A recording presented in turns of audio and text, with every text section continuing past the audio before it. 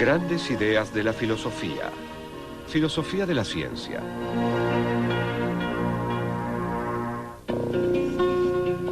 La filosofía de la ciencia es el estudio crítico de la ciencia y el razonamiento científico.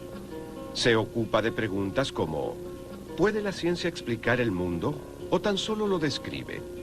¿Existe la ciencia verdaderamente objetiva? ¿Cuál es el límite entre la ciencia y la no ciencia? ¿Existen las leyes de la naturaleza? ¿En qué se diferencia la ciencia de otros campos de desarrollo humano como el arte, el derecho o la religión? A los filósofos de la ciencia les interesa la ciencia. ¿Qué son las ciencias? ¿Cómo se relacionan entre sí? ¿Cuáles son los resultados de la ciencia? ¿Qué hacen los científicos y demás? Por ejemplo, dentro de la biología realizamos diversos tipos de distinciones. A un nivel elemental, distinguimos entre animales y plantas, y de un modo más complejo, distinguimos entre el sistema inmunológico y el digestivo, entre otros.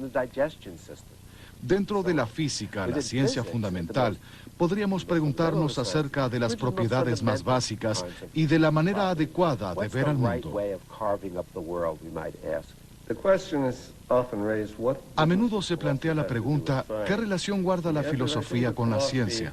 Y la respuesta a dicha pregunta, creo, es que aunque digamos que la ciencia natural era parte de la filosofía, de hecho se la llamaba filosofía natural, aún en la época newtoniana y durante un tiempo después, solemos pensar que hubo una especie de separación entre la filosofía y las ciencias naturales, y que pasaron a ser dos campos separados. El pensamiento sistemático acerca del mundo en el que vivimos conforma la esencia de la actividad científica. También es la base del pensamiento filosófico. En líneas generales, la filosofía y la ciencia tienen un programa en común: desentrañar el misterio de nuestro mundo. Entonces no ha de sorprendernos que estas dos empresas hayan recorrido caminos paralelos durante siglos. Durante gran parte de la historia de la filosofía de la ciencia no se diferenció del resto de la filosofía. De hecho, la filosofía en sí, o al menos gran parte de ella, no se diferenciaba mucho de las ciencias en general. Entonces, los atomistas griegos como Demócrito e incluso Platón y Aristóteles se hacían preguntas que hoy en día consideramos filosóficas y otras que consideramos científicas. Luego, en el siglo XIV, los textos clásicos que habían desaparecido de Occidente por siglos comenzaron a reaparecer y encendieron la llama del saber y el descubrimiento que caracterizó al Renacimiento.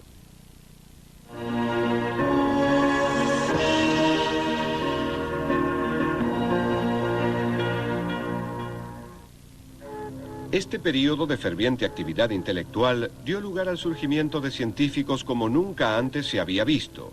Entre ellos podemos mencionar a Nicolás Copérnico, Johannes Kepler y Galileo Galilei, quienes instauraron una nueva visión de la realidad, una metodología científica sumamente crítica y una forma innovadora de pensar acerca del cosmos.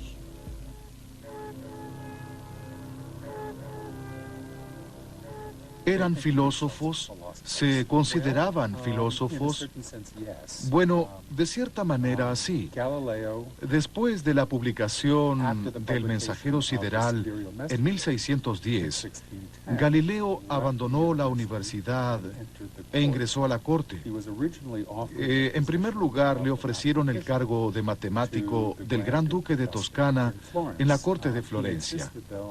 Pero él insistió para servir como matemático y filósofo del Gran Duque.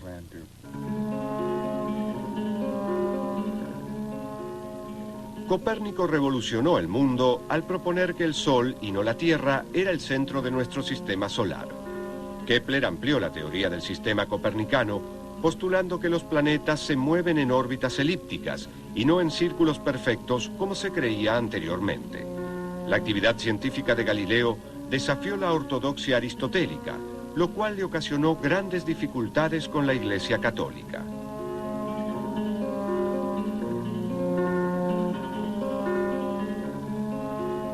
Es probable que el relato de que Galileo arrojaba objetos de la Torre de Pisa sea apócrifo, pero es cierto que Galileo realizaba experimentos que contradecían las enseñanzas de Aristóteles de que los objetos más pesados caían a mayor velocidad que los más livianos. Al enfatizar en sus datos la cantidad por encima de las cualidades particulares de los objetos que observaba, Galileo introdujo una noción radicalmente nueva.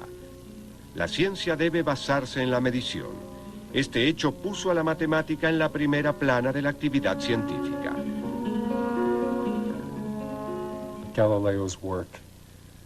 Hoy en día se considera la obra de Galileo, por supuesto, en estrecha relación con el copernicanismo y su astronomía observacional, pero creo que sus contemporáneos lo consideraban al menos igualmente importante por haber descubierto cómo comprender la caída libre en términos matemáticos.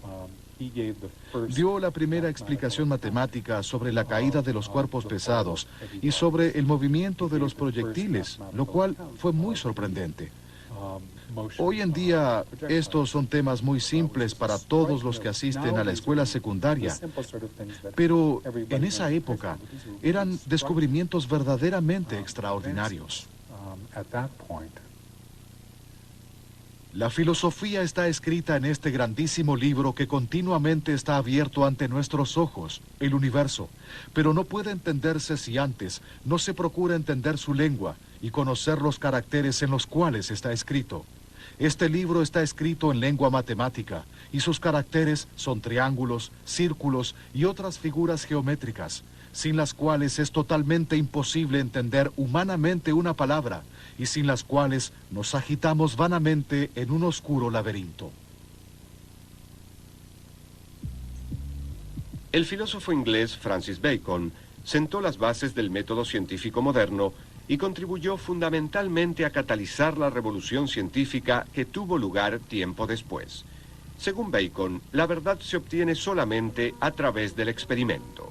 La misión del científico es la de impulsar el progreso descubriendo la evidencia que sirve para respaldar o refutar una proposición. Formuló una manera totalmente nueva de interrogar al mundo.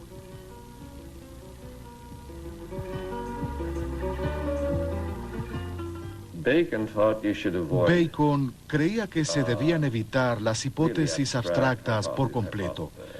Podría decirse que él quería que la ciencia funcionase como la ingeniería, en parte porque la ciencia medieval de la última época, que era la ciencia del siglo XV, todavía daba escasos resultados útiles.